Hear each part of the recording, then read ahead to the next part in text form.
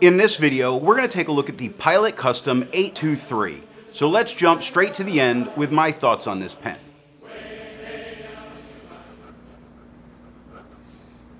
For me, this pen is the perfect workhorse daily pen. It holds a lot of ink. It's comfortable in the hand. It writes really well, giving me a little bit of feedback while I write, which is very common with the Sailor pens. I find that it is very nice to look at, hold.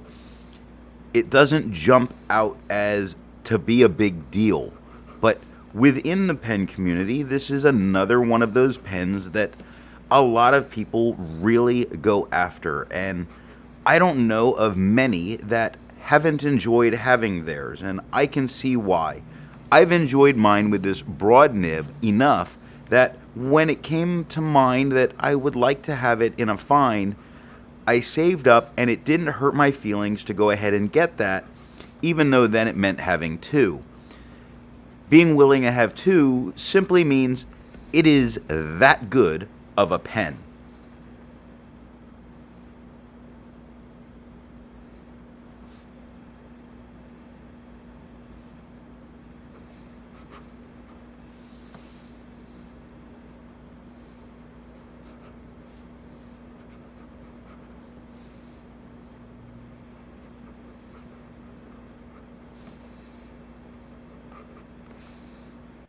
Now that we know how I feel about the Pilot Custom 823, let's see how I got to that opinion, starting with the unboxing. The Pilot Custom 823 comes in a box like this, which contains a box like this, which along with the pen contains a bottle of ink like this, except that one's full.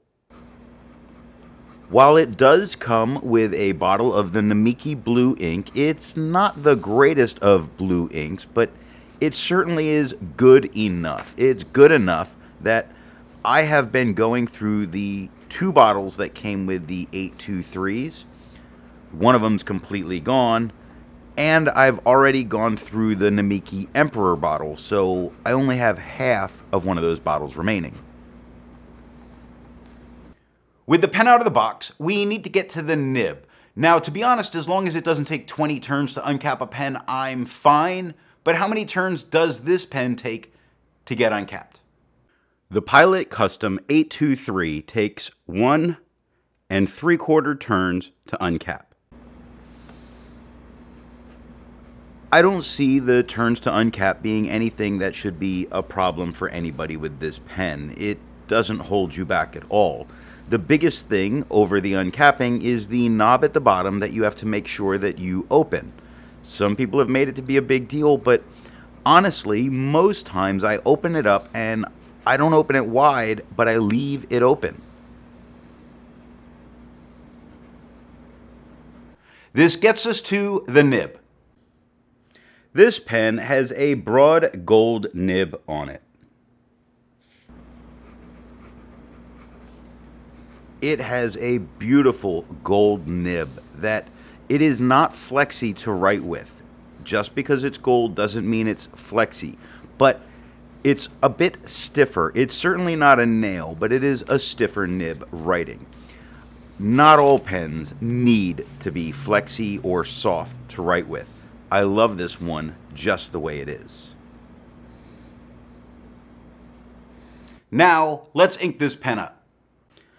The Pilot Custom 823 is a vacuum filler and holds approximately 2.6 milliliters of ink. The ink for today is Mnemosyne Blue Black.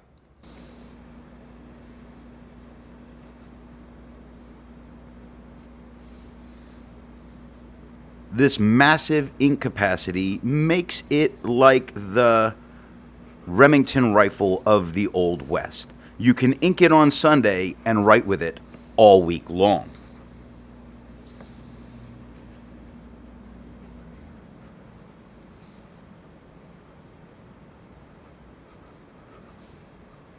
As a habit, I don't normally post my pens, but some pens need to be posted, and some people prefer to post their pens.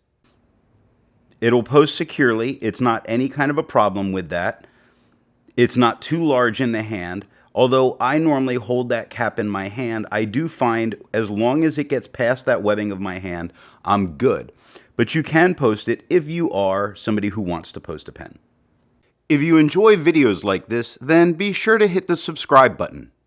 Now, the important part, the writing sample.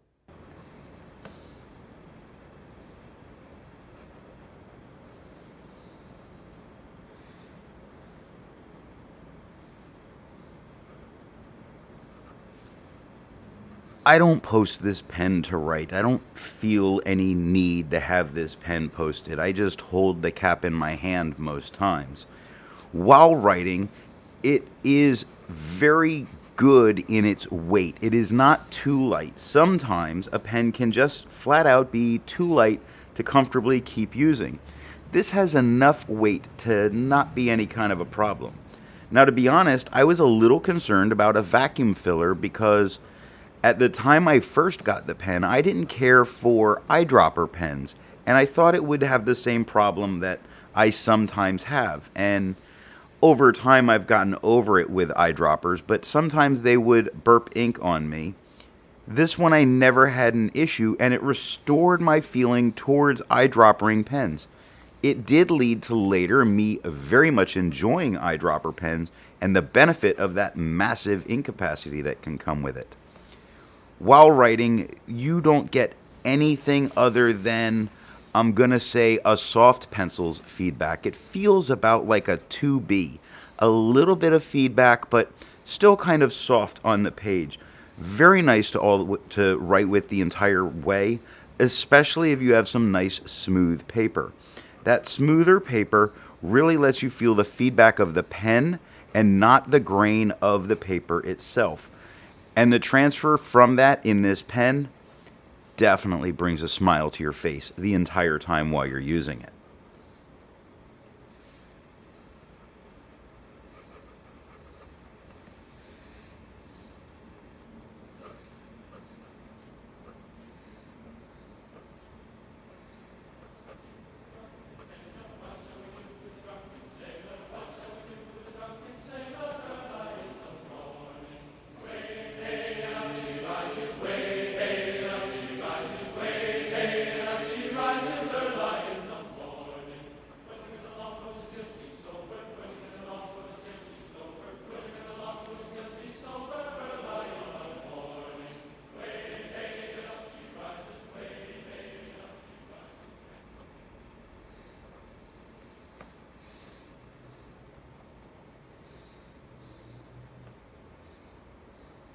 Now for something a bit more standard in comparing writing size. I use Namiki Blue to do this. Here it is with a Yovo extra fine on the left, medium in the middle, and a 1.1 stub on the right.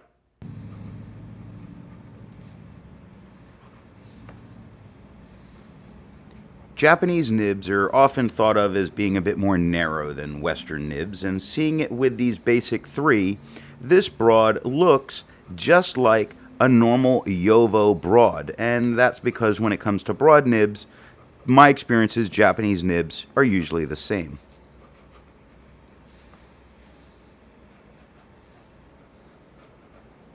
So how does it compare in writing size to other nibs I've used?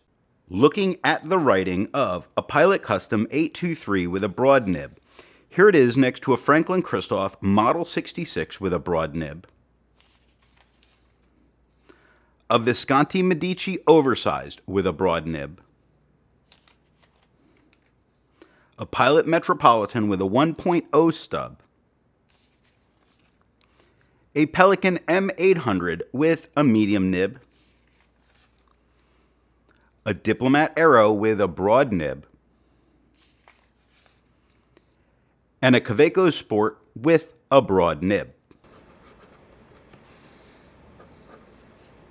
Looking at it with some other nibs, we see that where this broad nib falls is right in line with most broad nibs. So it's not something that you have to think this is going to be more like a medium. It's absolutely a broad, and while I don't always write my best with a broad, I always love seeing the effect the ink has on it, and I think I do well enough. It isn't a pen review without doing some size comparisons. Here it is capped, here it is uncapped, and here it is posted. Having seen it compared to other pens, we see that its size is not humongous. It's not going to stand out like a wand, drawing unneeded attention to you if you're using it in a meeting or anything where you just want to use a pen and get the job done. That's why this is a great workhorse. At this point, we have a dirty pen that we need to go ahead and clean.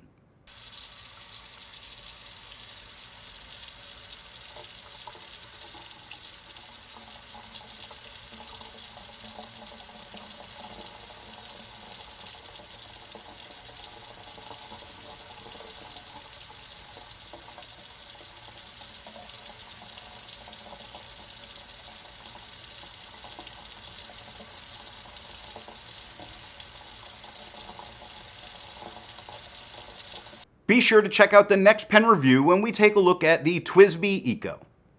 If you want to be able to support not just my channel, but any reviewer, then when you make a purchase, be sure to tell that retailer where you heard about it.